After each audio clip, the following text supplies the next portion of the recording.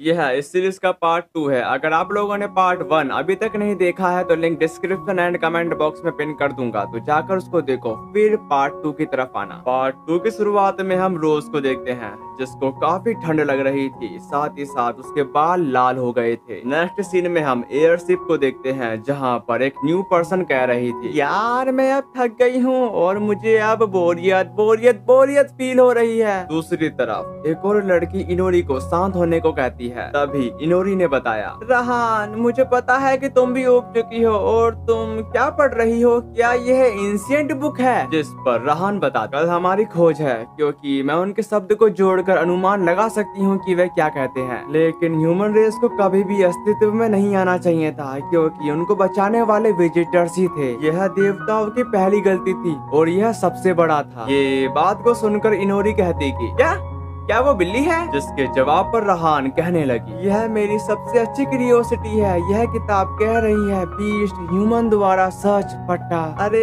यह इसका उल्टा भी हो सकता है, ह्यूमन बीस्ट को फ्री कर देता है और दुनिया को राख की सच्चाई से भर देता है। उसकी ऐसी बातों को सुनकर इनोरी बोलती, यह सतह को डिस्ट्रॉय करने वाले बीस्ट के बारे में बात कर रहा है ना? बहुत खूब, यह एक भविष्यवाणी है। इस सीरीज को आगे बढ़ाने से पहले मैं आपसे कुछ कहना चाहता हूँ। मेरी वीडियो में काफी ज्यादा कमेंट आ रहे हैं कि वॉइस अच्छी नहीं है, वॉइस बेकार है, बकवास है। वो बात तो ठीक है, पर आप मेरे को बुरा भला कहने से अच्छा कि आप मेरे को सुझाव दे दो कि मैं अपनी वॉइस में क्या सुधार कर सकता हूँ, तो कमेंट में मेरे को बता देना। अब कहानी की तरफ आते हैं। जिस बात पर रहान उसको बताने लगी, नहीं यह एक फेरी टेल या एक प्रकार का टेक्स्ट बुक हो सकता है। ज्यादा संभावना है कि ह्यूमन ने इस टेक्स्ट के अनुसार बीस्ट को क्रिएट किया। तभी वहाँ पर ग्रीक आते के साथ कह रहा था, क्या यह बड़े एस्कॉर्ट के लिए वेटिंग रूम है? मैं अपने साथ ही आर्लेंड्री मर्चेंट गिल्ड का सर्वेंजर हूँ। सर्वेंजर का मतलब होता है बचाव करता, और मेरा नाम ग्रीक है। अगले सीन में विलियम बच्चों को लेकर वेयर हाउस के अंदर आ गया। साथ ही साथ उसकी मुलाकात वहाँ पर रोज से हो जाती है, यहाँ तक कि वो उससे कहा, हो गुड मॉर्निंग, अब क्या तुम ठीक हो? तभी कोलन उससे कहने लगी, क्या तुम बाहर जा रही हो और तुम्हारी हेड काफी अच्छी है। ये बात को सुनकर रोज कहने लगी, उससे पहले तुम मेरे को बताओ कि आज की प्रैक्टिस तुम्हारी कैसी रही? जिस पर कोलन कहती, काफी बढ़िया। पर उसी वक्त उसके पेट में से गुड़गुड़ होने लगती है। जिसके बाद कैरन उनको बताने लगी, ठीक है जल्दी करो, हाथ मुंह धोने के बाद तुम लोग नाश्ता कर सकते हो। इस बात पर एग्री करने के साथ वो बच्चे वहाँ से चले जाते हैं। फिर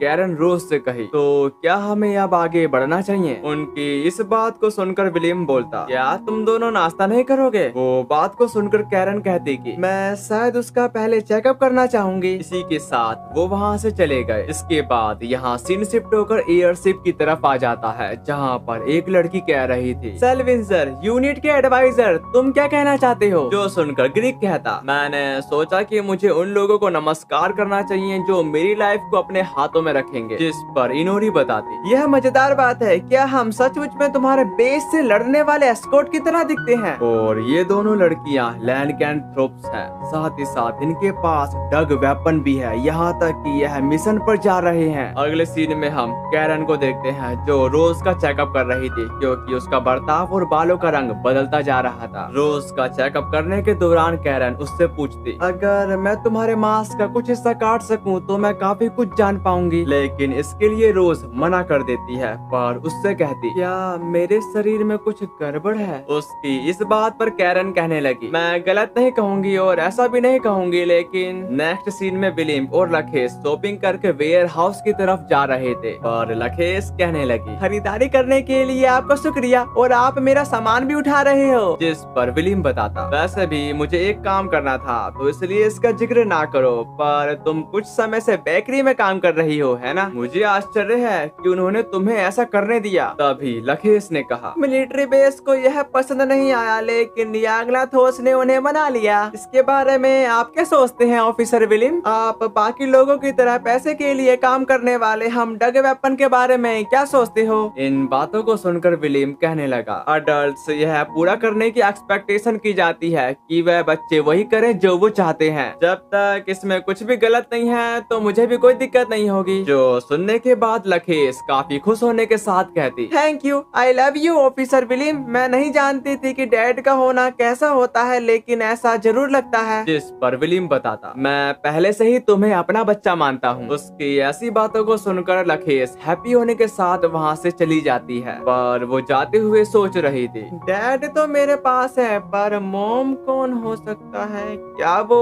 रोज है? अगले सीन में कैरन रोज को चेकअप करने के दौरान बता रही थी, सिल्वर टेस्ट तो नेगेटिव आया। सिल्वर पाउडर इरेगुलर डेथ को फीडबैक देता है। सीधे शब्दों में कहें तो यह एक ऐसी मेडिसिन है जो स्पिरिट को पता लगाने के लिए किया जाता है, और लैनकैंथ्रोप्स एक प्रकार के स्पिरिट है, इसलिए सिल्वर रिएजेंट के साथ मिलने से तुम्हारा खून काला हो जाना चाहिए था, लेकिन कोई रिएक्शन नहीं हुआ। मुझे इसका कारण नहीं पता, लेकिन अभी तुम्हारा शरीर लैनकैंथ्रोप्स नहीं है। जो सुनकर रोज कहती, रुको, तुम किस बारे में बात कर रही हो? मेरे शरीर को क्या हो गया है? जिस पर कैरन बताती, मुझे नहीं पता है, एसेंस के आधार पर यह नेचुरल एसेंस है, शायद तुम्हारे कोमा का साइड इफेक्ट हो सकता है। क्या तुमको अपने शरीर में कुछ गलत फील होता है? जिस पर रोज मना कर देती है। अगले सीन में हम विलियम को देखते हैं जो केक बना रहा था। तभी कैरन रोज को बताती, जब तक यह साफ नहीं हो जाता तब तक तुम डग वेपन का इस्तेमाल नहीं कर सकती। तो क्या तुम शादी करने की तैयारी करना चाहती हो? सचमुच विलियम का कॉन्ट्रैक्ट एक्सपायर हो जाएगा। मुझे यकीन है कि अगर हम सब कहेंगे तो वह रुकेगा। अगले सीन में बच्चे विलियम के द्वारा बनाए गए केक का आनंद ले रहे थे। फिर ये सब खत्म होने के बाद पहुंच जाता है विलियम रोज के पास, जो देखकर रोज कहती, अरे तुम्हें पता है मैं दूसरी लड़कियों के सामने बचकानी नहीं दिखना चाहती, और जो मैंने सुना है जब मैं इस तरह की चीजें खाती हूँ तो मैं खुद को रोक नहीं पाती। सबसे बड़े होने के नाते मुझे अपना स्टेटस कायम रखना है। ये बात को सुनकर विलियम कहता कि बात बस इतनी सी है। सही में एक छोटी सी बात को इतना बड़ा मुद्दा बना दिया। साथ ही उससे कहा, क्या मैं तुम्हारे लिए चाय भी लाऊं? पर वो उसका जवाब ना देते हुए केक की बाइट लेती है, और वो उसको काफी पसंद आया, लेकिन वो रोते हुए कहने लगी, मैंने अपना वादा निभाया। तभी विलियम बताता, यह मुश्किल रहा होगा ना? जिस पर रोज बताती, हाँ, वो मिशन मेरे लिए काफी हार्ड था। तभी विलियम ने कहा, मैं जानता हूँ, मैंने तुमसे कल कहा था, पर तुम्हारा स्वागत है रोज। जिसके बाद रोज विलियम से लिपट जाती है और उससे कहती, मैं घर पर हूँ, आखिरकार मैंने ये कह दिया। इसके बाद विलियम ने अपने मन में कहा, हाँ, अंततः यह सुनने को मिला। फिर रोज बताती, क्या लाल बाल अजीब है? तभी विलियम ने कहा, ये काफी अच्छा रंग है। दूसरी तरफ विलियम बोलता कि मौसम या किसी भी चीज के अंडर नहीं हो, है ना?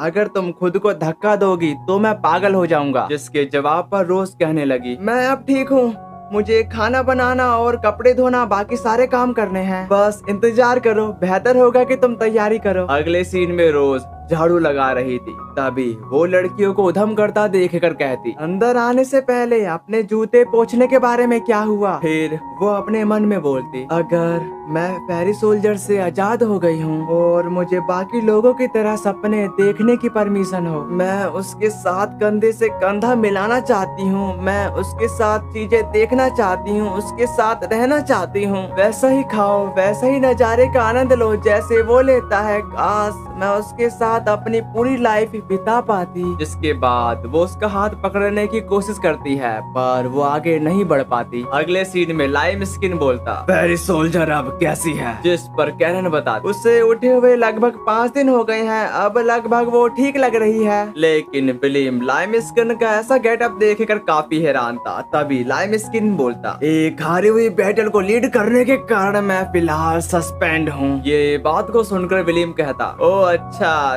तो हम यहाँ क्यों हैं? और ऑफ ड्यूटी लाइम स्किन को भी हमने यहाँ बुलाया है। जिसके जवाब पर कैरन बताती, बेशक हम यहाँ रोज के फ्यूचर पर बात करने के लिए यहाँ आए हैं। इसी के साथ यहाँ सीन शिफ्ट होकर बैटल की तरफ आ जाता है, जहाँ पर एक डीमन ने उनकी आर्मी पर हमला कर दिया। साथ ही साथ उसने एयरशिप पर भी अटैक कर दिया, यहाँ तक कि उसके पास हाथ थे, जिसकी वजह से वो लगातार उस पर अटैक करते जा रहा था। तभी वहाँ पर इनोरी आते के साथ उसका एक हाथ काट काट देती है, साथ ही साथ उसके टुकड़े टुकड़े वहीं कर दिए। तभी यहाँ सीन कट होता है और हम रोज को देखते हैं जो खाना बना रही थी। दूसरी तरफ कैरन ने कहा, हमें तुम्हारे लिए एक मैसेज मिला है, तुमको कल दोपहर में इजलैंड 49 के बेस पर रिपोर्ट करनी है। मुझे आश्चर्य है कि वह मदद के लिए हमारी किसी लड़की का इस्तेमाल करना चाहते हैं। जो सुनकर विलियम कहता, मैं यह नहीं कह सकता कि यह मुझे एक्साइटेड करता है। तभी वहाँ पर रोज को खाने में ब्लैक पेपर कम लग रहा था।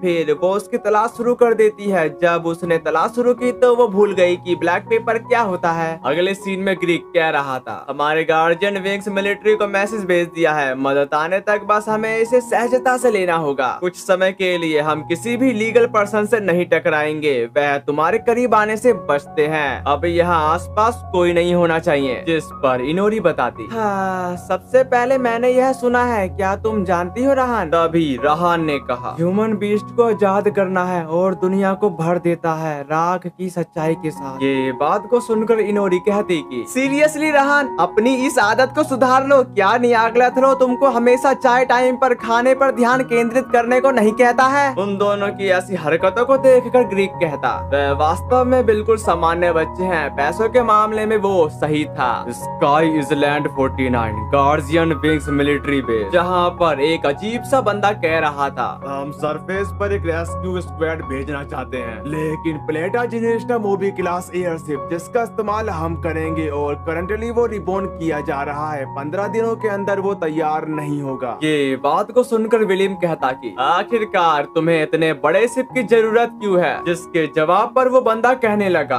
अपना मुंह देखो, सेकंड ग्रेड के टेक्निकल ऑफिसर, मैं फर्स्ट ग्रेड का टेक्निकल ऑफिसर हूँ, तुमसे सुपीरियर। उसकी ऐसी बातों को सुनकर विलियम बोलता, माफ करे फर्स्ट ग्रेड के टेक्निकल ऑफिसर, सर मैं देहाती लड़का हूँ, इसलिए प्लीज मेरी बुरी आदत को माफ करें। जिस पर वो ऑफिसर उसको बताने लगा, अच्छे से मैं तुम्हें माफ करता हूँ, देखो मैं कितने बड़े दिल वाला फर्स्ट ग्रेड का टेक्निकल ऑफिसर हूँ। एनीवे टॉपिक पर वापस आते हैं। फरगा की सर्वे टीम किसी बड़े अमनेदविद रूअन्स पर जा रही थी। उन्होंने न्यूमरस रैलेस को हासिल किया और उन सभी को वापस लाने के लिए हमें बड़ी शिप की जरूरत है, समझे सेकंड ग्रेड के टेक्निकल ऑफिसर। वो बात को सुनकर विलियम बोलता, मैं पूरी तरह समझता हूँ फर्स्ट ग्रेड के टेक्निकल ऑफिसर सर, लेकिन रेस्क्यू टीम को हमें ज्यादा देरी नहीं करानी चाहिए क्योंकि उनको ज्यादा खतरा हो सकता है। तभी फर्स्ट ऑफिसर ने कहा, इसलिए हमने सबसे पहले उनके साथ 2 डग वेपन भेजे। मुझे आशा है कि वे अपना काम करेंगे, भले ही उनको सैक्रिफाइस करना पड़े। कुछ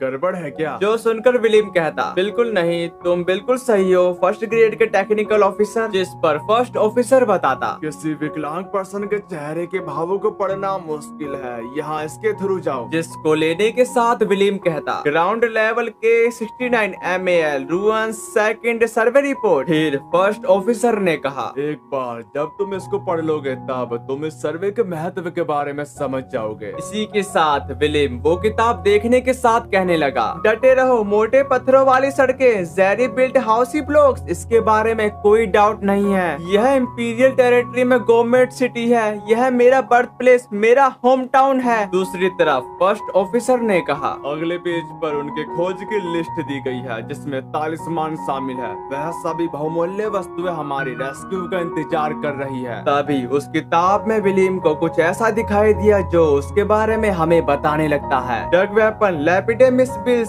यह बात है, यह सोड। फिर विलियम उससे कहा, बड़े दिल वाले फर्स्ट ग्रेड के टेक्निकल ऑफिसर। ये बात को सुनकर फर्स्ट ऑफिसर कहने लगा, ये क्या है सेकंड ग्रेड के टेक्निकल ऑफिसर? जिसके जवाब पर विलियम कहता कि मुझे आपसे एक फेवर पूछना है। वो फेवर क्या है वो हमको बताया नहीं जाता। इसके बाद यहाँ सीन कट होता है और हम रोज को देखते हैं जो विलियम के सामने केक का आनंद ले रही थी। जिसके बाद वो दोनों मार्केट में घूमने लगते हैं। तभी विलियम ने सवाल किया, क्या तुमको वो दिन याद है जब हमने पहली मुलाकात में इधर उधर घूमा था? लेकिन रोज उसकी ऐसी बातों को सुनकर इम्प्रेस हो जाती है। फिर मार्केट में वो इधर उधर घूमने लगते हैं। पर आप लोगों को पता ही होगा कि रोज को केक खाना कितना पसंद है, यहाँ तक कि वो मार्केट में है और पेस्ट्री शॉप में ना जाए ऐसा हो ही नहीं सकता। जबकि पेस्ट्री का शॉपकीपर कह रहा था, देखने से ऐसा लगता है क्या वो प्यारी सी मिस है जिसे मैं देख रहा हूँ? क्या तुम्हारी नई नई शादी हुई है तो मैं तुमको छूट दूंगा। ये बात को सुनकर रोज खुश होने के साथ कहती, यह सही है, आपका बहुत बहुत शुक्रिया। अगले सीन में विलियम कह रहा था, क्या अब तुम्हारी शॉपिंग खत्म हो हो गई है। जिस पर रोज बताती, अब तुम्हारा शुक्रिया इतनी मदद के लिए। नई नई शादी, हाँ तो हम एक कपल की तरह लग रहे थे। तभी विलियम ने कहा, क्या तुम इससे वाकई खुश हो?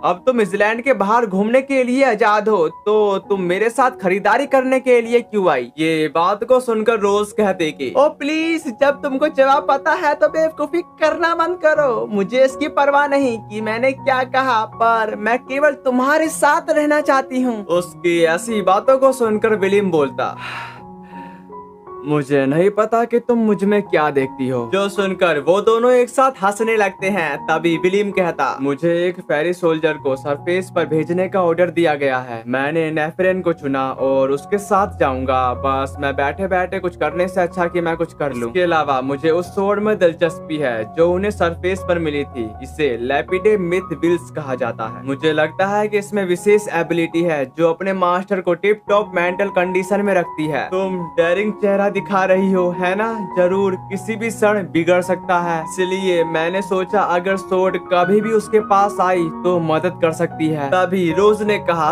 तुम्हें मेरी चिंता थी? ये बात को सुनकर विलियम कहता कि क्या तुमने सोचा कि मैं नहीं था? उसकी ऐसी बातों को सुनकर रोज बोलती, लेकिन घबराना नहीं, उस समय के बाद से कुछ भी नहीं हुआ है। एक दिन मैंने थिया के साथ कुछ देर बहस की और इसके बाद मैं ठीक हो गई। जिस बात पर विलियम उसको बताने लगा, अब तुम लैप्रिकॉन्स नहीं हो, तुम्हारे शरीर के अंदर क्या हो रहा है पता नहीं चलता, इसलिए प्लीज अपने आप को पुश मत करो। उसकी इस बात पर रोज एग्री थी, लेकिन कुछ देर बाद वो भड़कते हुए कहने लगी, मैं भी चलूंगी। और उसके इस गुस्से का सामना विलियम नहीं कर पा रहा था। अगले सीन में हम फर्स्ट ऑफिसर को देखते हैं, पर विलियम अपने मन में कह रहा था, जाहिर है अधिकारी अक्सर लवर को अपने सेक्रेटरी के रूप में घुमाने ले जाते हैं और वह सोचता है कि मैं यही कर रहा हूँ। फिर हम फ्लैशबैक का सीन देखते हैं जहाँ पर रोज लवर शब्द सुनकर काफी खुश हो जाती है। साथ ही साथ वो कहती, मुझे लगता है यह ठीक है, तो चलिए वापस चलते हैं। लेकिन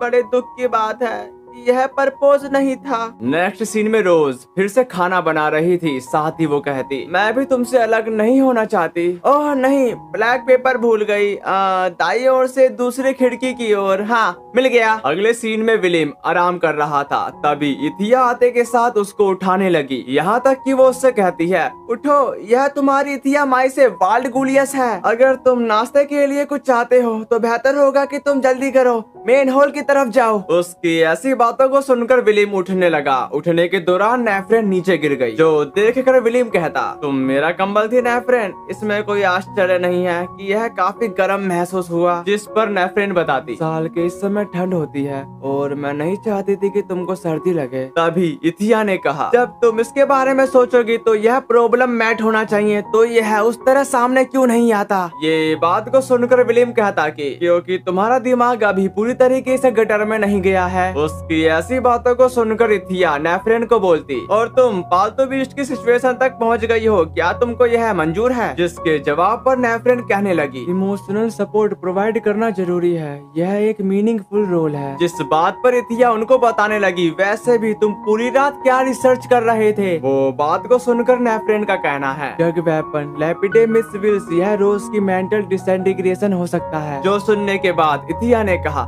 मैं बस सोच रही हूँ कि वास्तव में उसे तुम्हारे साथ जाने का मौका मिला है। जो सुनकर विलियम कहता, वह हमेशा से ही बहुत बड़ी रही है, कुछ लंबे समय तक टिके रह सकते हैं, लेकिन कोई भी आदमी हमेशा अचंभित नहीं रह सकता जब कोई सुंदर लड़की उसे पसंद करती हो। अगले सीन में रोज भड़कते हुए कह रही थी, तुम नेफ्रेन के साथ सोए? जिस पर विलियम बताता, ऐसा क्यों बनना पड़ता है? मोम, डैड और बच्चे एक साथ सोने में क्या दिक्कत है? तभी रोज ने कहा, मुझे बख्श दो, तुम्हारी उम्र उससे ज्यादा नहीं है। ये बात को सुनकर विलियम कहता, लोग सोचते हैं कि मैं अभी यंग बॉय हूँ, लेकिन मैं 500 साल से ज्यादा पुराना का हूँ। जिसके जवाब पर रोज शांत होते हुए उससे कहने लगी, खैर मैं अनुमान लगा सकती हूँ कि नेफ्रेन शायद अपने आप में ही सिमटी हुई थी, लेकिन मैं अभी इसे स्वीकार नहीं कर सकती। मैं जानती हूँ कि तुम फील कर सकती हो कि लोग तुम्हारे पीछे चोरी छिपे आ रहे हैं। जो सुनने के बाद विलियम का कहना है, 2 सेकंड के अंदर डिस्ट्रॉय कर दिया जाएगा। दूसरी तरफ रोज बोलती कि नेफ्रेन के साथ ऐसा नहीं हुआ। जो सुनकर विलियम कहता, नियागलात हो, भले ही एनिमी ना हो, लेकिन वह खतरनाक है। कौन सा समझदार व्यक्ति किसी ऐसी व्यक्ति के आसपास होता है जो उसे खाना चाहता है? जिस पर रोज बताती, ओके अगर वो मैं होती? तभी विलियम ने कहा, मैं नहीं जानता, जाहिर है मैं तुम्हें बाहर फेंक दूंगा। ये बात को सुनकर रोज कहते कि प्लीज फ्यूचर में अधिक केयरफुल रहें। हाँ, मैं नहीं चाहती कि छोटे बच्चे भी ऐसा करना शुरू कर दे, है ना। इसके बाद यहाँ सीन कट होता है और हम कैरन को देखते हैं जो विलियम से कह रही थी, मैं हार मानती हूँ, मुझे नहीं पता कि रोज अब लेप्रिकॉन्स क्यों नहीं है या उसके बालों का रंग क्यों बदल गया, पर तुम कैसे हो, क्या सरफेस पर डग वेपन काम आएगा?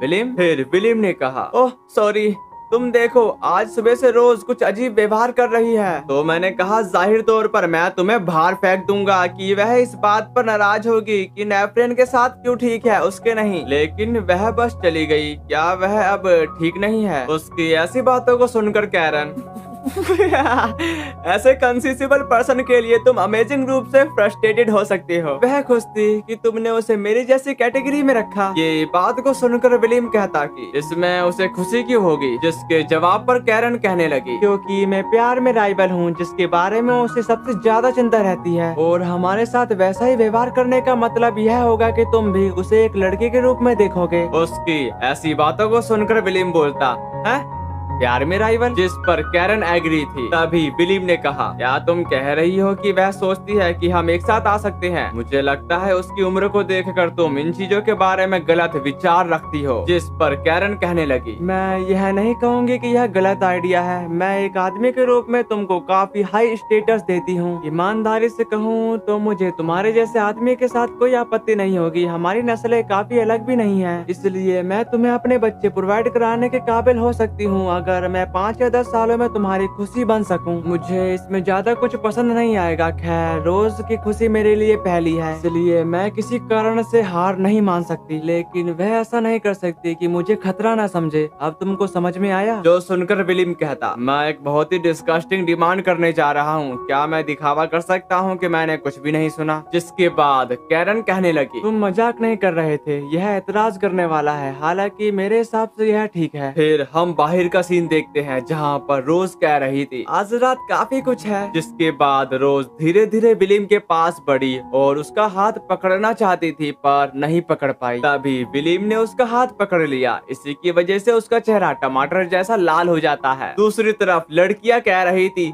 जल्दी करो, हम शूटिंग स्टार को मिस नहीं कर सकते। लेकिन थिया बताती, नहाने के बाद हमें अपने बाल सुखा लेने चाहिए। उनके इन शोर को सुनकर विलियम कहता कि थिया बड़ी बहन का रोल बखूबी निभा रही है। उसके इस बातों को सुनकर रोज बोलती, वह शायद मेरी ही नकल कर रही है। अभी कुछ समय पहले की बात है, मैं इसी तरह उसके पीछे भाग रही थी। जिस बात पर विलियम उसको बताने लगा, हाँ, मैं इसे पूरी तरह से देख सकता हूँ। जो सुनकर रोज कही, थैंक यू मेरी तलाश के लिए जैसे सरफेस पर ले जाना। जिस पर विलियम बताता, यह सिर्फ अपने मन की शांति के लिए कर रहा हूँ, इसकी चिंता मत करो। ऊपर की ओर लखेस एक लकड़ी पर चढ़ रही थी, तभी वो टूट गई, जिसकी वजह से वो नीचे गिर जाती है। जो देखकर विलियम तुरंत उसको बचाने के लिए भागा, पर उसकी रफ्तार काफी कम है, इसलिए रोज अपने विंग्स एक्टिवेट करते हुए तुरंत उसको बचा लेती है। फिर वो कही, ओह ऐसे चिल्लाओ मत, क्योंकि विलियम रोज के लिए फिक्रमंद हो रहा था। तभी रोज ने उससे कहा, तुम कुछ बड़े हो गए हो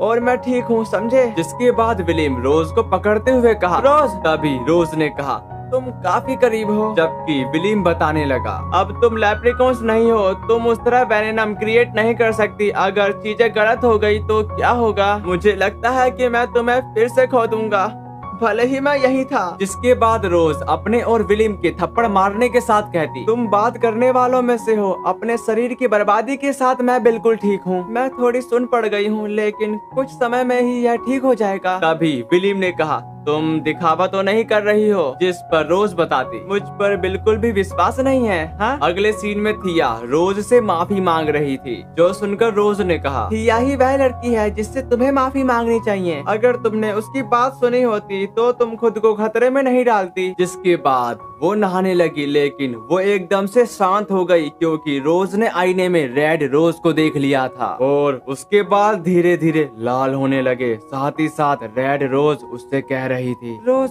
क्या गलत है?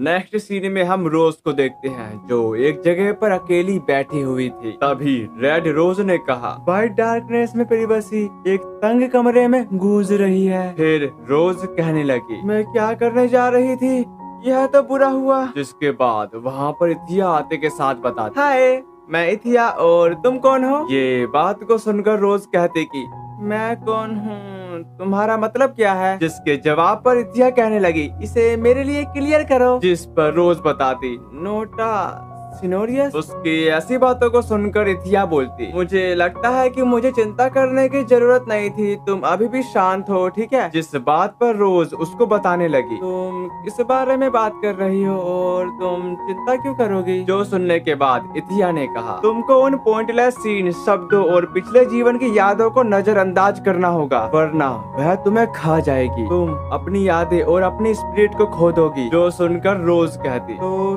क्या वह सचमुच में यादें हैं, एक लाल बालों वाली लड़की जो बातें करती रहती है। जिस पर इथिया बताती, उससे कोई फर्क नहीं पड़ता, उसका तुमसे कोई लेना देना नहीं है, वह बिल्कुल अजनबी है, उसका तुमसे कोई वास्ता नहीं है। जितना हो सके अपने बारे में सोचो, अपनी यादों को संजोच कर रखो ताकि वह किसी और की यादों के कारण खत्म ना हो जाए। तभी रोज ने कहा, लेकिन मुझे करना पड़ा। ये बातों को सुनकर इथिया कहती, कोई किंतु नहीं, एक बार तुम वापस आई होगी, लेकिन कौन जानता है कि अगली बार क्या हो सकता है। ऐसे किसी भी चीज से बचो जो पिछले जन्म की मेमोरी को ट्रिगर कर सकती है। वेरिनम पैदा मत करो। अगर तुम लंबे समय तक टिकना चाहती हो तो तुमको 2 रूल फॉलो करने होंगे। जिसके जवाब पर रोज कहती, मेरा डिसइंटीग्रेशन रुका नहीं है ना। उसकी ऐसी बातों को सुनकर इथिया बोलती, फिर भी तुमने जीने का फैसला किया है, क्या मैं तुमको एक पुरानी कहानी सुनाऊं? यह एक लड़की के बारे में है जिसे मैं काफी अच्छे से जानती हूँ, बिल्कुल तुम्हारी तरह। उसकी पिछली लाइफ उसे खा गई और उसका पूरा व्यक्तित्व गायब हो गया। उस बीच जो लड़की उसकी जगह पर जाग गई वह अभी भी शौक में थी। उसने सोचा कि वह मर गई है, लेकिन अब उसने खुद को एक अननोन जगह और शरीर में पाया। सौभाग्य से उसे एक डायरी मिली। जो लड़की गायब हो गई थी उसने बिना किसी असफलता के इसे हर दिन अपडेट किया था। एक चेयरफुल व्यस्त व्यक्ति जो दूसरे लोगों के बिजनेस में अपनी नाक घुसाती रहती थी, लेकिन कभी भी उसने अपनी सच्ची भावनाएं प्रकट नहीं की। इथिया माई से वर्ल्ड कूलियस ऐसी ही लड़की थी। उस समय मैंने खुद को मारने के बारे में सोचा, लेकिन वह सेंसलेस होता। एकमात्र तरीका जिससे मैं प्रायश्चित कर सकती थी बिना किसी को पता चले इथिया का पीछा करना था। मैं खुद को कहती रहती और किसी तरह आज तक इस तक पहुंच पाई हूँ। फिर वो उसके बालों को सहलाते हुए बताते, यार तुम चाहती हो कि कोई तुम्हारी लाइफ को संभाले? यहाँ की रोज अपनी लाइफ कैसे जीना चाहती है? इसके बाद यहाँ सीन कट होता है और रोज फ्रेश मूड में वहाँ की जगह को साफ करने लगती है। तभी कैरन उसके बालों को देखकर शौक थी। दूसरी तरफ रोज कह रही थी, मेरा काम खत्म हो गया है, यहाँ तक कि वह दुख जो मुझे तोड़ देता है और आंसू हमेशा बहने को तैयार रहते हैं। साबित करो कि मैं अभी यहाँ हूँ। सारी चिंताएं, फ्रस्ट्रेशन, दुख और मजे वह सभी भाग हैं जो इस समय यहाँ खड़े पर्सन को बनाते हैं बिना किसी रीजन के। मैं हूँ रोज, कम से कम अभी के लिए। फिर उसने देखा कि कोलन को ठंड लग रही है, इसलिए वो उनके लिए स्कार्फ बनाना शुरू कर देती है। तभी वहाँ पर रैन आ गई, जिसे देखकर रोज कहती, हाल ही में काफी ठंड हो गई है और छोटे बच्चों को पूरी तरह से गर्म कपड़े नहीं पहनाए जाते। जो बात को सुनकर रैन उसके पास बैठ जाती है। तभी रोज ने कहा, क्या तुमको नहीं लगता कि यह रंग मुझ पर सूट करता है? ठीक है, मत बताओ। पर रोज रैन का चेहरा देखकर बताती, चिंता मत करो। अगले सीन में कोलन को फीवर हो चुका था। तभी विलियम ने कहा, कोलन को ठंड कैसे लग रही है, क्या वो ठीक हो जाएगी? जिस पर कैरन बता, मैं कहूँगी कि अभी भी हम्प से ऊपर नहीं है, तो मैं बाद में कुछ मेडिसिन लेने जाऊंगी। जिसके बाद रोज उन दोनों को अपने द्वारा बनाई गई टी सर्व कर दी, जिसको पीने के साथ कैरन कहती, रोज ये काफी बढ़िया है, तुम में सुधार हुआ है। जबकि विलियम ने रोज से कहा, जब तुमको मौका मिले तो कोलन के तकिए के नीचे इसको रख देना। सर्दी होने पर बुरे सपने आने से रोकने के लिए यह एक एंशिएंट तालिस्मान है। क्या तुमने मेरी बात नहीं सुनी? तभी रोज ने कहा, है? ओह ठीक है कोलन, वैसे मुझे नहीं पता था कि तुम्हारे पास इतनी यूजफुल चीज है। ये बात को सुनकर विलियम कहता कि ये सिनोरियस का हिस्सा है। क्या मैंने तुमको नहीं बताया कि डग वेपन में कई अलग अलग तालिस्मान होते हैं। जब ब्लेड मैजिक से इंक्लूडेड हो तो यह कटने से बचते हैं, या जब वेपन चलाने वाला किसी सरनेम का इस्तेमाल करे तो अलार्म बजा देता है। थोड़ा बेकार है, इसलिए हम अनदेखा कर सकते हैं। जो सुनकर कैरन कहती, इसे इसी वक्त वापस रखो। तुम्हारे साथ क्या गलत हुआ है? डग वेपन सिर्फ रोजमर्रा के आकर्षण नहीं है, वह अल्टीमेट वेपन है। जिस पर विलियम पागल मत बनो, कोलन के लिए अच्छी नींद लेना पहली प्रायोरिटी है। तभी कैरन ने कहा, तुम्हारे साथ मैं क्या करूं? हाँ, हाल ही में मुझे भी उसकी चिंता है। सरफेस पर जाने से पहले इसे वापस रख देना। ये बात को सुनकर विलियम कहता कि मैं वादा करता हूँ। सरफेस तौर पर कहें तो क्या यह ठीक है? रोफ्ट और एंटो, क्या यह था? जिसके जवाब पर कैरन कहने लगी, इसकी चिंता करने की कोई जरूरत नहीं है। इसकी कीमत क्या है? इसके लिए आर्मी सिर्फ रिमॉडलिंग को पूरा करने के लिए जल्दबाजी कर रही है। उसकी ऐसी बातों को सुनकर विलियम बोलता, सुनने में अच्छा है। मुझे उस आर्ट वर्क के बारे में भी चिंता है जो उन्होंने बरामद की है। जिस बात पर कैरन उनको बताने लगी, इसे क्या कहा जाता था? लैपिडेमिस व्हील। तुम्हें मेरी काफी चिंता है। एक ओवर प्रोटेक्टिव डैड के बारे में बात करें। उसकी ऐसी बातों को सुनकर रोज बोलती, इसे बंद करो। तुम ये क्या कह रही हो? अगले सीन में इनोरी कह रही थी, तुम अभी जाग रही हो रहान? यार क्यों? रेस्क्यू स्क्वाड को कितना समय लगेगा? जो सुनकर रहान कहती, मैंने सुना है कि उनको खबर मिली है कि उन्हें तैयारी करने में थोड़ा ज्यादा समय लगेगा। जिस बात पर इनोरी उसको बताने लगी, क्या तुम इसे दोबारा पढ़ रही हो? तभी रहान ने कहा, मैं इसके लिए ऑप्शन एक्सप्लेनेशन लेकर आ सकती हूँ। सरफेस पर ह्यूमन नहीं, ह्यूमन दोबारा सरफेस। इसके बाद यहाँ सीन कट होता है और वहाँ पर रोज कह रही थी, चिंता करने और स्थायी रहने के बजाय मैं चलती रहूंगी। एक एक कदम, मेरे कदम पीछे फेंक सकते हैं और आगे का रास्ता डार्क हो सकता है, लेकिन मुझे पास्ट का पछतावा नहीं होगा या फ्यूचर के प्रति निराशावादी बने। मैं बस इस पर जीऊंगी, क्योंकि इससे कोई फर्क नहीं पड़ता कि मैं इससे कैसे लड़ी हूँ। घड़ी मुझ पर टिक टिक करती रहती है। 11, 12, 13, 14 ठीक है, और समय मेरे पास से गुजरता रहता है। जिसके बाद स्नो फेस्टिवल का दिन आ गया, जहाँ पर रोज अपने स्कार्फ को उन लड़कियों में बांट रही थी, जिसको लेकर वो लड़कियाँ काफी खुश हो जाती हैं। और तभी वहाँ पर इथिया आते के साथ कहने लगी, जल्दी करे और यहाँ पहुँचे क्योंकि रोज गिफ्ट दे रही है। तभी विलियम ने कहा, इस पार्टी में क्या है? जिस पर कैरन बताती, यह स्नो फेस्टिवल है। बर्फीली रातों में जब तुम बाहर नहीं जा सकते, तुम रात भर शराब पीते हो और मजे करते हो। यह अब एक पॉपुलर इवेंट है, लेकिन मूल रूप से यह ट्रोल फेस्टिवल था। खैर, मान लीजिए कि यह तुम सभी के लिए मेडिसिन भी है। जबकि लखेस कह रही थी, हमारे पास बुजुर्ग फेरी के लिए गिफ्ट है, हालांकि वह बिल्कुल हमारे बीच नहीं है। दूसरी तरफ कैरन थिया से चिपकते हुए कह रही थी, तुम काफी प्यारी लग रही हो, क्या मैं तुम्हें खा सकती हूँ? तभी थिया ने कहा, मैं सांस नहीं ले सकती और तुम मेरी ड्रेस पर झुर्रियाँ डालोगी। ये बात को सुनकर इथिया कहने लगी, वह तुम्हारे लिए हाई क्लास की लेडी है। मैं अपनी टोपी लेडी फिर की पसंद के अनुसार देती हूँ। तभी रैन विलियम को एक लेटर देती है, जिसको पढ़कर विलियम सुनाता, तुम्हारी मदद के लिए शुक्रिया। वो ज्यादा नहीं है, लेकिन मैं स्नोफॉल फेस्टिवल के लिए गिफ्ट भेज रहा हूँ। मुझे आशा है कि तुम सभी फिर कॉर्नर डी आओगे। और वो गिफ्ट रैन विलियम को दे देती है। इसके बाद वहाँ रोज अपनी ड्रेस पहनकर आ गई, जिसे देखकर इथिया विलियम को बताती, यह उसकी तारीफ करने का समय है। अब कुछ करो, जाओ, जो भी तुम चाहते हो उसके बारे में पूछो। तुम किसी से बेहतर जानते हो कि इसे टालना बहुत बुरा आइडिया हो सकता है। जिसके बाद विलियम रोज की तरफ धीरे धीरे बढ़ा और उससे कहा, रोज तुम काफी खूबसूरत लग रही हो। उसकी इस बात पर रोज का चेहरा लाल हो जाता है। इसके बाद वो दिन भी आ गया जब उनको निकलना था। तभी इथिया उसके करीब आते के साथ कहने लगी, अपने आप पर ज्यादा दबाव मत डालना, यह एक वादा है, ठीक है? साथ ही साथ वहाँ की लड़कियाँ उनको अलविदा कह रही थी, जो देखकर रोज कहने लगी, मुझे माफ करना। सच तो यह है, मैं तुम सब के बारे में जो भी कुछ जानती थी उसका आधे से भी ज्यादा भूल चुकी हूँ। मैं उन नामों को पुनः सीख सकती हूँ जिन्हें मैं भूल गई हूँ, लेकिन जो यादें मैंने खो दी हैं वो वापस नहीं आएंगी। जैसे कि मैं जो भी कुछ हूँ वह सब बिखर जाता है। मैं टूट गई हूँ, आहत हूँ, काफी दुखी हूँ, लेकिन अभी मैं इन सभी फीलिंग को अपने दिल के करीब रखना चाहती हूँ, क्योंकि जिस क्षण वह भी गायब हो जाते हैं तो मेरे पास कुछ भी नहीं बचेगा। अगले सीन में वो वहाँ पहुँच जाते हैं। साथ ही साथ इनोरी और रहान फाइट करने की वजह से उनकी कमर में पेन हो रहा था, इसलिए विलियम इनोरी की सबसे पहले मालिश करने लगता है, जिसकी वजह से इनोरी हंसने के साथ रुकने को कह रही थी। जो सुनकर विलियम कहता, मुझे पता है उसमें वेनेनम टॉक्सिसिटी के लक्षण दिख रहे हैं। और वहाँ पर नेफ्रेन ने उसका पैर पकड़ के रखा था। वहाँ पर बैठी रहान ये सब देखकर भड़कते हुए कह रही थी, तुम्हें क्या लगता है और ये तुम क्या कर रहे हो? लेकिन इनोरी की हंसी के मारे जान निकलती जा रही थी। ये देखकर रहान का गुस्सा बर्दाश्त के बाहर हो चुका और उससे कहने लगी, इससे अपना हाथ तुरंत हटा लो वरना।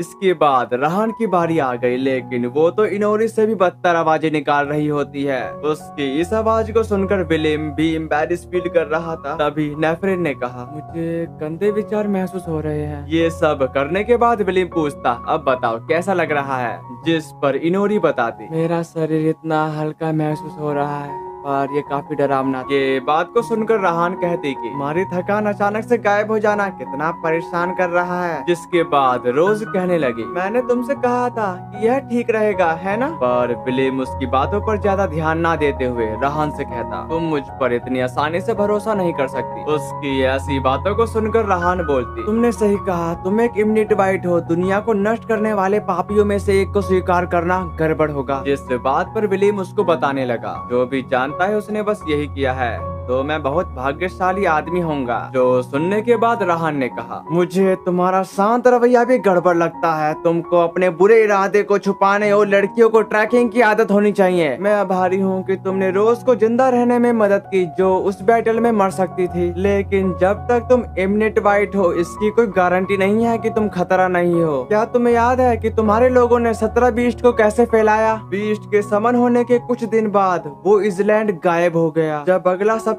आया तो 5 देश, 4 इजलैंड और 2 ओशन खत्म हो गए। और उसके एक दिन बाद वर्ल्ड मैप का सारा मीनिंग खत्म हो गया। कुछ ही समय बाद मानवता का सफाया हो गया। बीस्ट की गिनती इतनी तेजी से कैसे बढ़ गई? जिसके जवाब पर विलियम कहने लगा, मुझे पक्का पता नहीं, लेकिन मैंने सुना है कि वह बेसिकली किसी तरह एक बायोलॉजिकल वेपन है। जो सुनकर रहान कहती, तो फिर उन्होंने किसी क्रिएचर का इस्तेमाल किया होगा। आखिरकार इंसानों ने बीस्ट को किससे बनाया? जिस पर रोज बताता, अगर वो बायोलॉजिकल वेपन है तो वो लड़ने के लिए बनाए गए थे, बिल्कुल हमारे जैसे। तभी विलियम ने कहा, उसके बारे में सब कुछ जानने की जरूरत नहीं है, बस इतना ही कि वह कट्टर दुश्मन है जो तुमको परेशान करते रहते हैं। ये बात को सुनकर रहान कहती कि मैं बस सच जानना चाहती हूँ। जो कहते ही वो वहाँ से चले जाते हैं। नेक्स्ट सीन में रोज कह रही थी, हे भगवान, हमेशा मेरे साथ बच्चे की तरह व्यवहार क्यों करते हो? यकीनन रहान और भी ज्यादा मैच्योर हो गई है और वो एक कमरे में चली जाती है। दूसरी तरफ नेफ्रेन कहने लगी, तुमको नोफ्ट और रैंटोक के बारे में चिंता करने की जरूरत नहीं है। वे कभी किसी को सीरियस से नफरत करने वाले नहीं रहे हैं। जो सुनकर विलियम कहता, हाँ मैं समझ गया,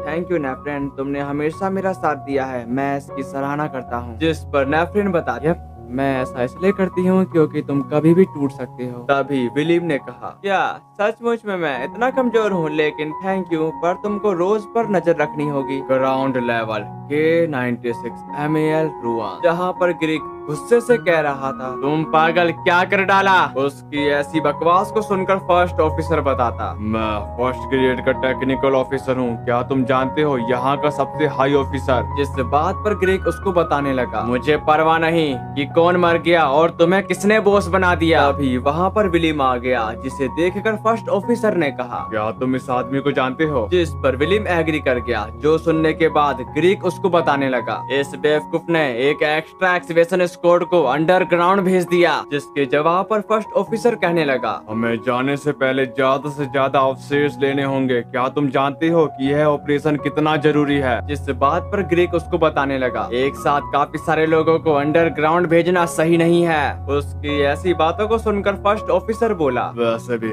जो तुम कह रहे हो वो मिथ भी हो सकता है। जो सुनकर ग्रीक कहता, वह रियल है। जहाँ तक मुझे मालूम है 7 से ज्यादा लोगों का कोई भी ग्रुप जिंदा वापस नहीं लौटा है। है। यह कारण है कि हम सैल्विंजर छोटे ग्रुप में काम करते हैं। उसकी इस परेशानी को देखते हुए विलियम कहता, खैर अब शिकायत करने का कोई मतलब नहीं है, वह पहले ही जा चुके हैं। हम बस इतना कर सकते हैं कि बुरी स्थिति के लिए तैयार रहें। क्या यह ठीक है सर? फर्स्ट ग्रेड के टेक्निकल ऑफिसर। जिस पर फर्स्ट ऑफिसर बताता, देखिए मैं फर्स्ट ग्रेड का टेक्निकल ऑफिसर हूँ, कितने बड़े दिल वाला, और यहाँ की चीजों का ख्याल भी रखता हूँ। अगले सीन में हम विलियम को देखते हैं जो डग वेपन की तलाश कर रहा था। तभी वहाँ पर भूकंप आने लगा, पर उस भूकंप की वजह से रोज को एक नाम दिखाई दिया, लाइला। जिसके बाद हम रेड रोज को देखते हैं जहाँ पर रोज पहुँच चुकी। तभी कोई वहाँ पर बैरियर तोड़कर आ जाता है, जिसे देखकर रेड रोज ने कहा, तुम कौन हो? तुम क्या चाहती हो? ये बात को सुनकर वो अनजान बोलती, मैं लिलिया स्पेला हूँ, बस ब्रेव दुनिया को बचाने के लिए मुझे तुम्हें मारना होगा। जबकि रेड रोज ने कहा, यह दर्द जैसा लग रहा है, पर तुम दुनिया को क्यों बचाना चाहती हो? जिसके जवाब पर लिलिया शांत होते हुए कहने लगी, उसके लिए जिससे मैं प्यार करती हूँ। अब गुड बाय और शांति से आराम करो। इसके बाद रोज कहती, मेरा नाम रोज है।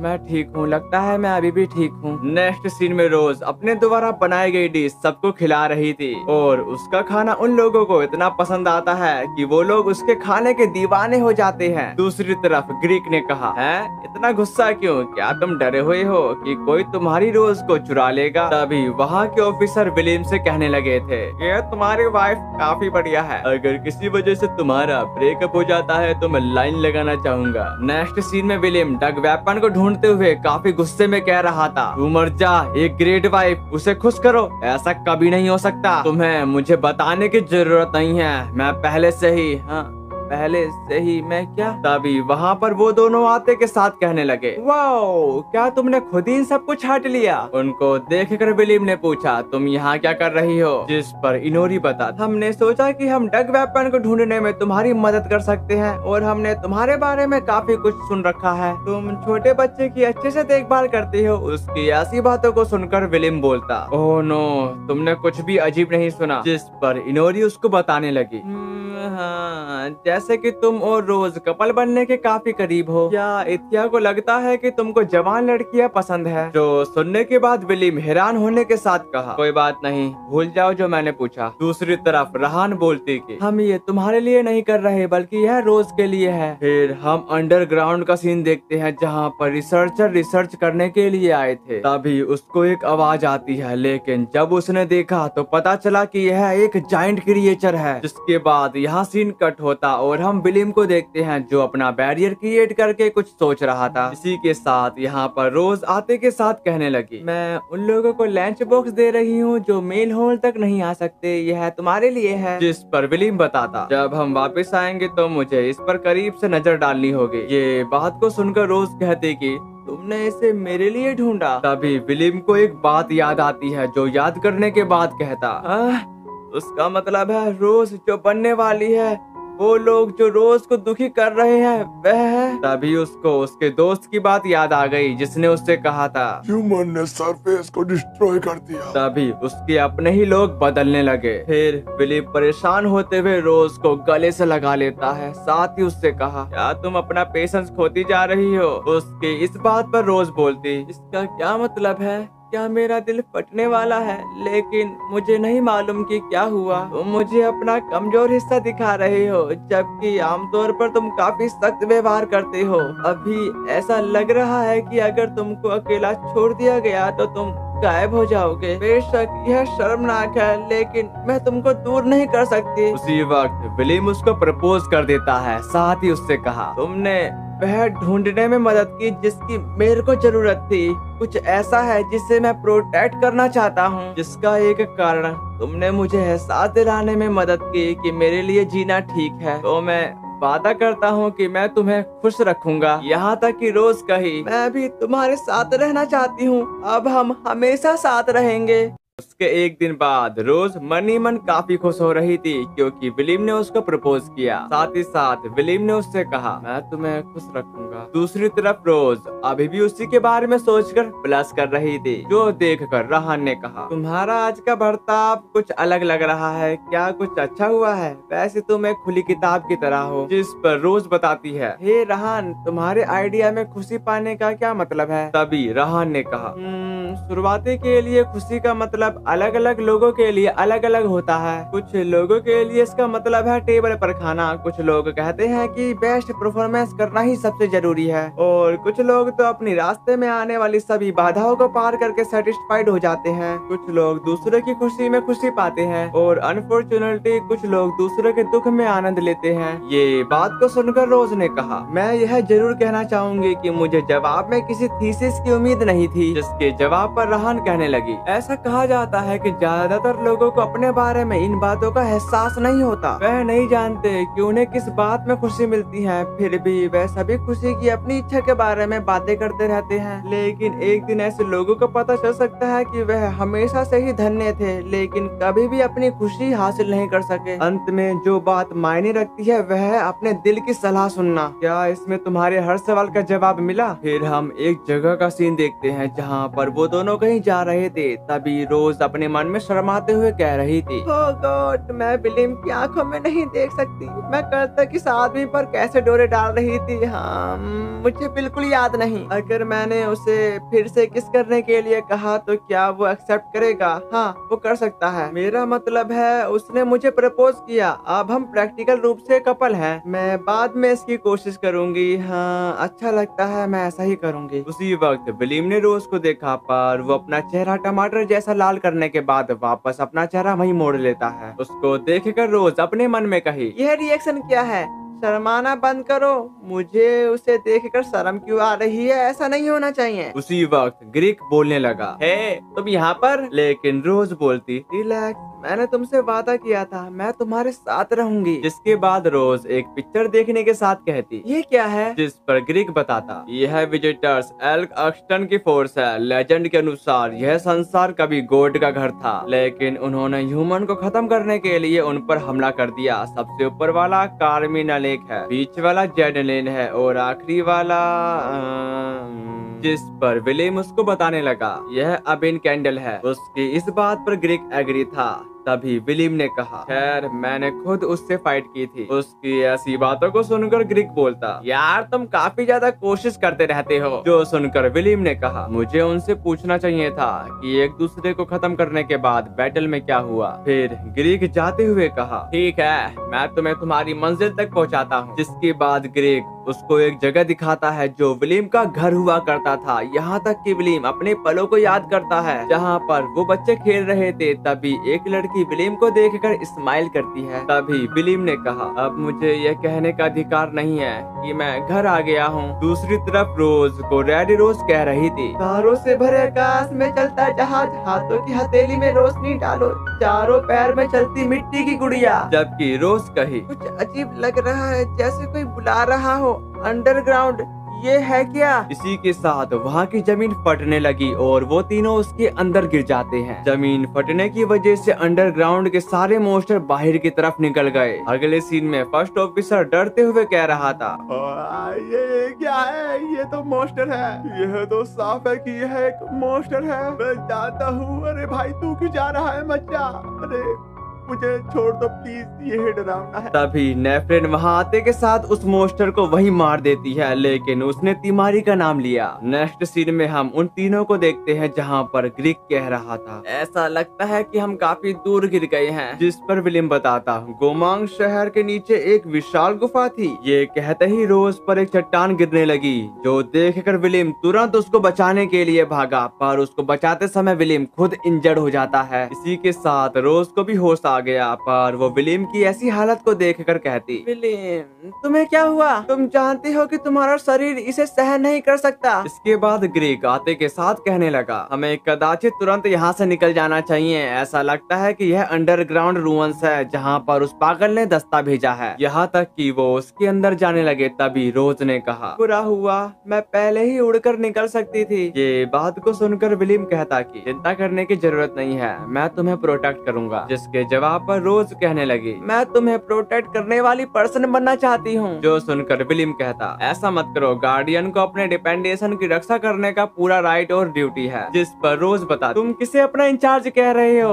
और वो मैं क्या कहने वाली थी, पर वो शर्म के मारे कुछ आगे कह नहीं पाती। इसी के साथ वहाँ पर उनको अपने साथी की लाशें मिली, लेकिन रोज तो कहीं और ही देख रही थी। तभी वो कही, हाँ ठीक है, तुम चाहती हो कि मैं जाऊं? फिर वो अपने विंग्स एक्टिवेट करते हुए आगे जाने लगी। अंदर पहुंचकर वो किसी को छूती है, जिसकी वजह से उसके बाल और भी ज्यादा लाल हो गए। तभी विलियम वहां पर आते के साथ कहने लगा, अब रुक जाओ, तुम ये क्या कर रही हो? जिसके बाद ग्रीक सामने की तरफ देखते हुए कहता, मैंने कभी नहीं सोचा था कि मैं एक बॉर्डर के छोटे लाइफ टाइम के इनमें से 2 को देख पाऊंगा। उसे चाकू घोंप कर मार डाला गया है। ये बात को सुनकर विलियम बताता, क्या तुम जानते हो कि फेरी टेल में ऐसे श्राप क्यों होते हैं जो लोगों को मेंढक और किसी चीज में बदल सकते हैं? यह समान है कि ऐसे अभिशाप जो किसी भी पर्सन को, चाहे वह गॉड हो या इमोर्टल, को लाश में बदल सकता है। दुनिया को बदलने वाली क्षमता होली सोर्ड सिनोरियस के लिए स्पेशल है। अगर इसका इस्तेमाल उस पर किया गया तो फिर वह कोई साधारण बच्ची नहीं होगी। तभी भूकंप फिर से आने लगा। साथ ही साथ रोज रेड रोज से बातें कर रही थी, जिसकी वजह से वो अपनी बॉडी को ज्यादा हिला डुला नहीं पाती। जिसके बाद वो वहाँ से निकलने लगते हैं। तभी विलियम रोज से कह रहा था, रोज हम जा रहे हैं, प्लीज अपने आप पर कंट्रोल रखने की कोशिश करो, मैं तुम्हें बचाने का वादा करता हूँ। इसी के साथ ग्रीक को बाहर जाने का रास्ता मिल गया। दूसरी तरफ फर्स्ट ऑफिसर कह रहा था, यहाँ तक कि प्रेशर वाल्व भी टूट गया है। तभी उसके साथी ने कहा, तो फिर क्या जहाज खत्म हो गया? उसकी ऐसी बातों को सुनकर फर्स्ट ऑफिसर भड़कते हुए कहा, मुझे हर चीज ला कर दो जिसका इस्तेमाल मैं इसकी मरम्मत में कर सकूं। अगले सीन में विलियम उदास मन के साथ बोला, मैंने अपनी पूरी लाइफ में किसी को भी पूरी खुशी नहीं दी है, इसलिए मैं तुम्हें लड़कियां बनाना चाहता था, मैं तुम्हें खुश चाहता था, तो फिर हालात ऐसे कैसे हो गए? बाहर की तरफ नेफ्रेन ग्रीक से कह रही थी, मैं बस उसके साथ रहना चाहती हूँ। जिस पर ग्रीक उसको बताने लगा, इसमें किसी की भी गलती नहीं थी, कोई भी गलत नहीं था, हम सभी बहुत पतली बर्फ पर चल रहे थे। नेक्स्ट सीन में रोज विजन देख रही थी, जहाँ पर लिलिया उसको बताती उसके लिए जिससे मैं प्यार करती हूँ। जो सुनकर रेड रोज कहती, लव। उसके ये कहते ही वहाँ पर एक जोर का हवा का झोंका लिलिया को लगता है। फिर लिलिया ने कहा, मैं यहाँ एक गॉड को मारने की कोशिश कर रही हूँ, मैं जानती हूँ कि यह पागलपन है, लेकिन मेरे पास कोई रास्ता नहीं है। मेरा मतलब यह है कि मूर्खता की चलती फिरती परिभाषा है, इसलिए मुझे इन भोले विचारों पर उनके मन में आने से पहले ही काम करना होगा, क्योंकि विलियम एक पूरा का पूरा पागल है। इसी के साथ लिलिया ने रेड रोज के पेट में अपनी सोड घुसा दी। साथ ही साथ वो एक कर्स उसके अंदर इंजेक्ट कर देती है। विजन के बाहर की तरफ रोज बोलती है, ये क्या था?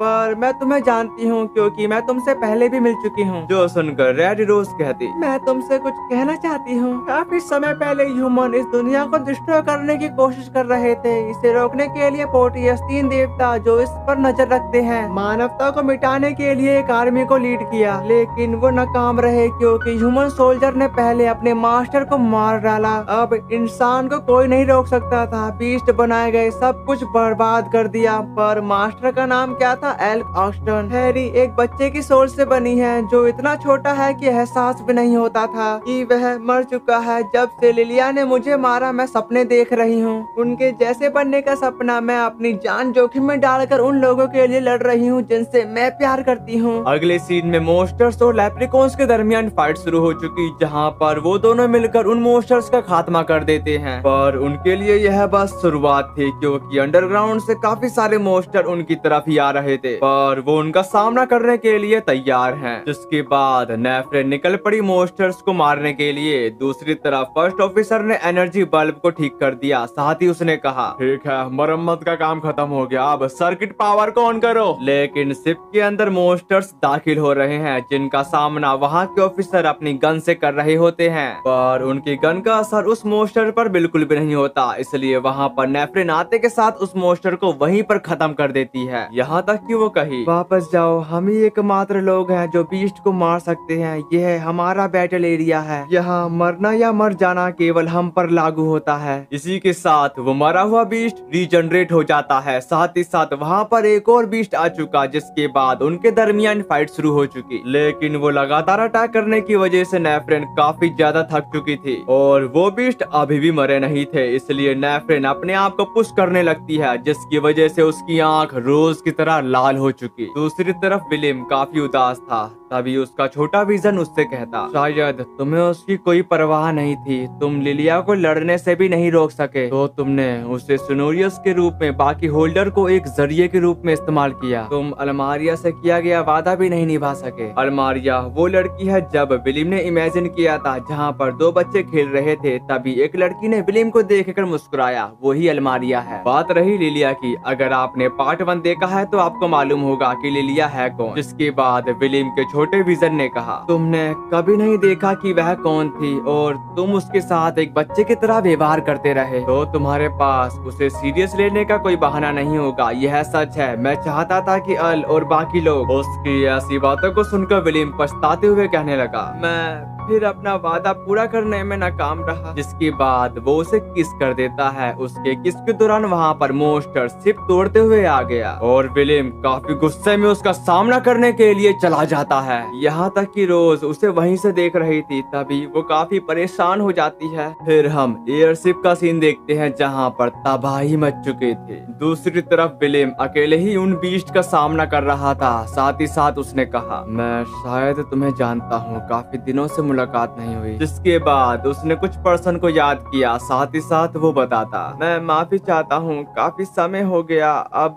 मैं तुम्हारे चेहरे पर कोई नाम नहीं रख सकता। और विलियम अपने साथियों को याद करने के बाद उस बीस्ट को शिप से नीचे फेंक देता है। फिर उसने रोज के बारे में सोचा, जो उससे कह रही थी, तुम फाइट करना चाहते थे, है ना? जिस पर विलियम कहने लगा, हाँ मैंने किया, मेरा मानना था कि मैं इस तरह लोगों की मदद कर सकता हूँ और जरूरी यह है कि मैं उसकी रक्षा कर सकता हूँ, लेकिन मैं भ्रमित हो रहा था, मैं किसी चीज की सुरक्षा नहीं कर सका, मेरे हाथ से सब कुछ छूट गया था। अभी ऐसा करने की कोई चीज या कोई उम्मीद नहीं है। मैंने वह लेसन बार बार सीखा है, लेकिन मैं सिर्फ लड़ सकता हूँ। इसी के साथ उसने बीस्ट पर हमला कर दिया। अगले सीन में एक बंदा कह रहा था, अरे शिप को अनस्टेबल कर। तभी ग्रीक ने कहा, यह पूरी तरीके से तैयार है। जिसके बाद एक अनाउंसर के जरिए उनको बताया जाता है, ध्यान दे, सभी लोग सतर्क रहें, फुल और पावर सर्किट सुप्रीम प्रायोरिटी है और हर कीमत पर उसकी रक्षा करो। जिसके बाद वहाँ पर बीस्ट आ गया, जिसको देखकर नेफ्रेन उस पर तुरंत हमला कर देती है। दूसरी तरफ रहान भी उन बीस्ट का डटकर सामना कर रही होती है, पर उनके टेंटिकल उसका पीछा नहीं छोड़ रहे थे। लेकिन रहान उसके टेंटिकल को बीच में से काट देती है। साथ ही वो कही, लेकिन मेरी सोड पहले से कई बेहतर काम कर रही है। मैं देखती हूँ कि ट्रिपो की स्किल असली डील है, मेरी बॉडी भी टॉप शेप में है, हिस्टोरिया और मैं कर सकते हैं। जिसके बाद पीछे से एक बीस्ट ने उसको पकड़ लिया और वो अपने आप को छुड़ा भी नहीं पा रही थी। साथ ही साथ दूसरा बीस्ट उसको खाने ही वाला था, पर वक्त पर विलियम आते के साथ पहले बीस्ट को मार देता है। फिर उसने रहान को पकड़ा। उसको पकड़ने के साथ विलियम ने दूसरे बीस्ट का किस्सा भी वहीं खत्म कर दिया। जिसके बाद विलियम उससे पूछता है, क्या तुम ठीक हो? जिस पर रहान उससे कहने लगी, तुमने ये क्या किया? रहान ने ऐसा इसलिए कहा क्योंकि रहान विलियम को इस सब का जिम्मेदार मानती है। ये सब बात को सुनकर विलियम कहता कि स्थिति कैसे दिखती है और क्या इनोरी और नेफ्रेन ठीक है? जिसके जवाब पर रहान कहने लगी, मैंने इनोरी को देखा था, उसे अभी भी फाइट करनी चाहिए, पर मैंने नेफ्रेन को नहीं देखा, लेकिन वह शायद पकड़ में आए लोगों की सुरक्षा में लगी होगी। ये सब सुनकर विलियम वहाँ से जाने लगा, पर बीच रास्ते में वो गिर जाता है। पर रहान को उसके बारे में पता था, इसलिए वो उससे कहती है, तुम्हें वो इंजरी कैसे लगी और तुम क्या कर रहे हो? उसी वक्त विलियम बोलने लगा, चाहे पहले हो या अब, यही एकमात्र ऐसी चीज है जिसके लिए मैं कभी अच्छा रहा हूँ। नेक्स्ट सीन में इनोरी अभी भी फाइट कर रही थी पर काफी सारे बीस्ट उसको ही निहार रहे थे। तभी यहाँ सीन कट हुआ और हम विलियम को रहान की गोद में देख पाते हैं। साथ ही साथ उससे कहता, मैं कितने समय से बाहर हूँ, जबकि रहान बताती, मैं ज्यादा से ज्यादा कुछ मिनट कहूंगी। उन चोटों के साथ घूमना तुम्हारे लिए काफी ज्यादा होगा। क्या तुम्हें मेरी चिंता है? मैं बस यह नहीं चाहती कि तुम मेरे दुख को बहाना बनाकर सुसाइड करो। और हम काफी स्ट्रॉन्ग हैं, है ना?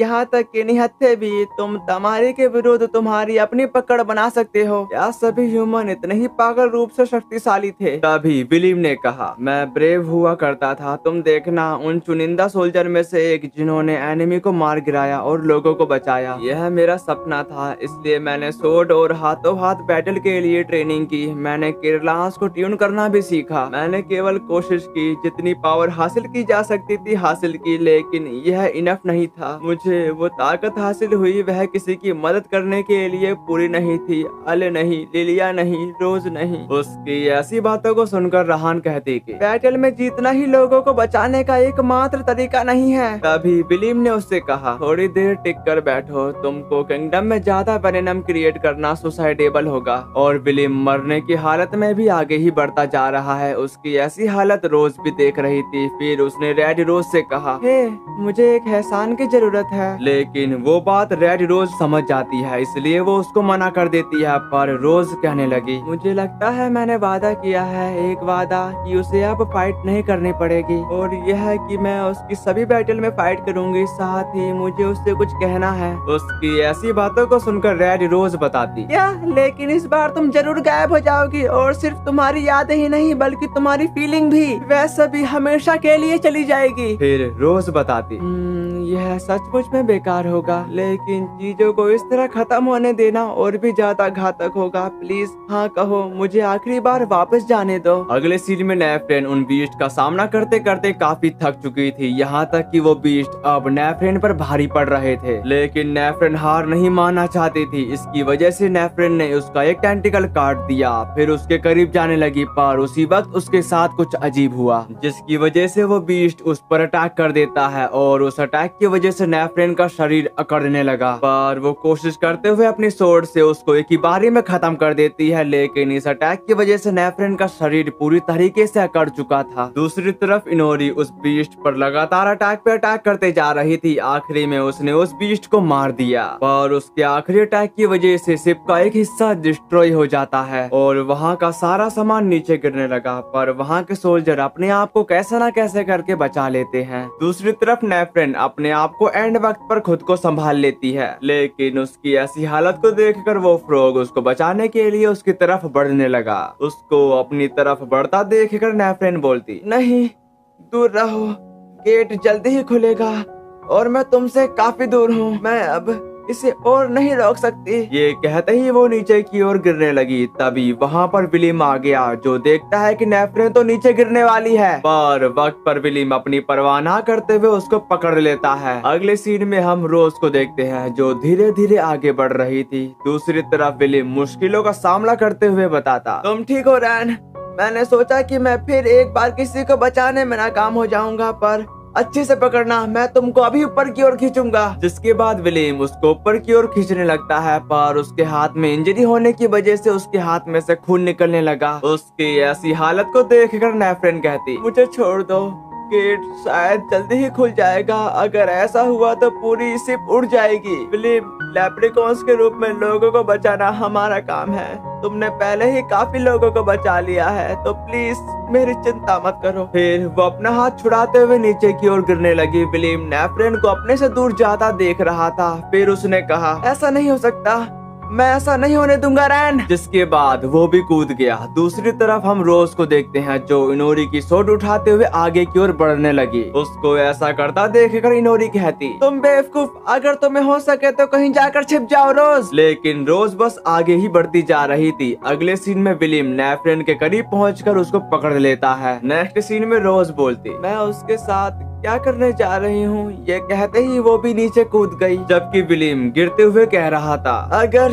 ये मेरा आखिरी काम है तो मैं इसे बचा लूंगा। और वो अपनी जान की परवाह ना करते हुए अपनी जान की बाजी लगा देता है, पर रोज ने उन्हें समय पर बचा लिया। यहाँ तक कि एक इमोशनल सीन के साथ रोज अपनी सोर्ड को एक्टिवेट कर देती है। उसी समय विलियम को भी होश आ गया। विलियम ने देखा कि वो अकेले ही उनका सामना करने जा रही है। दूसरी तरफ बीस्ट ने अपने टेंटिकल से उस पर हमला कर दिया, पर रोज उनके टेंटिकल से बचते हुए उसका खात्मा कर देती है और उसने काफी सारे बीस्ट को मार डाला, लेकिन एक टेंटिकल उसके सीने के आर पार हो जाता है। पर वो अपनी हिम्मत को बरकरार रखते हुए टेंटिकल को अपने हाथ से कुचल देती है। यहाँ तक कि रोज आगे बढ़ते हुए कहने लगी, हमने हमेशा साथ रहने की कसम खाई थी और वह मेरे लिए खुशी लेकर आया। फिर विलियम ने कहा, हमने हमेशा साथ रहने की कसम खाई और उस वादे की वजह से मुझे शांति मिली। जिसके बाद वो दोनों एक साथ अपने खुशी के शानदार पलों को याद करते हैं। इसी के साथ रोज ने उन पर अटैक कर दिया, लेकिन वो उनसे मार भी खाती है, साथ ही साथ उनको जान से भी मार डालती है। उसको अपने सामने यूं इंजर्ड होता देखकर विलियम के मुंह से चीखें निकल रही थी। तभी कई सारे टेंटिकल रोज के अंदर घुस जाते हैं, लेकिन रोज ने वहां पर काफी बड़ा धमाका कर दिया और उस धमाके की वजह से सारे बीस्ट मारे गए। उनका खात्मा करने के बाद रोज विलियम के पास आकर उसका शुक्रिया अदा करती है। फिर हम कुछ दिनों के बाद का सीन देखते हैं, जहां पर कमांडर कह रहे थे, चाहे मुझे कितनी बार सोल्जर की हानि का एक्सपीरियंस हो, मुझे इसकी आदत कभी नहीं पड़ सकती। तुम लोगों के अंदर की मेहनत सबसे मुश्किल बैटलफील्ड रहा होगा। आखिर तक सोल्जर बने रहने के लिए शाबाश। जिसके बाद हम नेफ्रेन और रोज की पिक्चर को देखते हैं। दूसरी तरफ हम इनोरी और रहान को देखते हैं, जो कुछ दिनों में ठीक हो जाएगी। अगले सीन में विलियम का दोस्त एक क्रिस्टल बॉल को चेक करते हुए कह रहा था, कोई जवाब नहीं, जब तक वह जिंदा है मेरी पल्स ट्रेसिंग निश्चित रूप से किसी का भी पता लगा लेगी। ब्लैक एडेक्ट सोर्ड मास्टर, तुम ऐसा नहीं कर सकते। और गाइस, मुझे एक एक्सप्लेनर की तलाश है, क्या आप उनमें से हो सकते हो तो प्लीज मेरी मदद करो। मैं चाहता हूँ कि वो पर्सन मेरे लिए एक्सप्लेन करे और बाकी की बातें वो पर्सन इंस्टाग्राम पर पूछ सकता है। पर हाँ, वो स्क्रिप्टिंग और वॉइस ओवर साथ में और एडिटिंग का काम मैं कर दूंगा। साथ ही साथ मैं उसको मंथली भी पे करूंगा। यहाँ तक कि एक छोटा सा वॉइस ओवर मेरे इंस्टाग्राम पर सेंड कर देना, ताकि मेरे को पता चले कि वो वॉइस ओवर कमाल का है। तो वेलकम है उसको मेरे चैनल पर। तो आप लोग मेरी बात को समझ चुके होंगे और इंस्टाग्राम का लिंक डिस्क्रिप्शन में होगा।